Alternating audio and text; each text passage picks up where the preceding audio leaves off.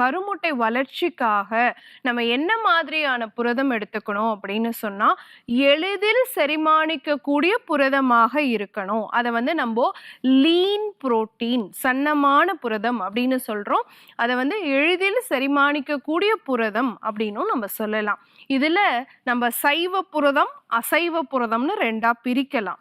இதுல சைவ புரதத்துல நீங்க சேர்த்திக்க வேண்டியது நிறைய பருப்பு வகைகள். குறிப்பா டெய்லி ஏதாவது ஒரு பருப்பை வந்து நம்ம சேர்த்துக்கணும். துவரம்பருப்பு, பாசிப்பருப்பு இந்த மாதிரி சேர்த்துக்கணும். அதே மாதிரி நிறைய வந்து சுண்டல் வகைகள், குறிப்பா வந்து பச்சை பட்டாணி, கொண்டைக்கடலை, பாசிப்பயறு இந்த மாதிரி நம்ம சேர்த்துக்கணும். அதே மாதிரி அசைவ புரதத்துல இருக்கக்கூடிய லீன் புரோட்டீன் அப்படின்னு சொல்லக்கூடிய எளிதில் செரிமானிக்கக்கூடிய புரதமா இருக்கக்கூடியது மீன் வகைகள்.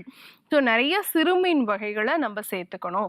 இது வந்து புரதம் சார்ந்த விஷயமாக இருக்கு. ஏன்னா ஒரு கருமுட்டையினுடைய அடிப்படை, ஒரு செல்லினுடைய வளர்ச்சி, ஒரு கருமுட்டையினுடைய வளர்ச்சி அப்படிங்கிறது நல்ல புரதத்துல இருந்து தான் ஆரம்பிக்குது.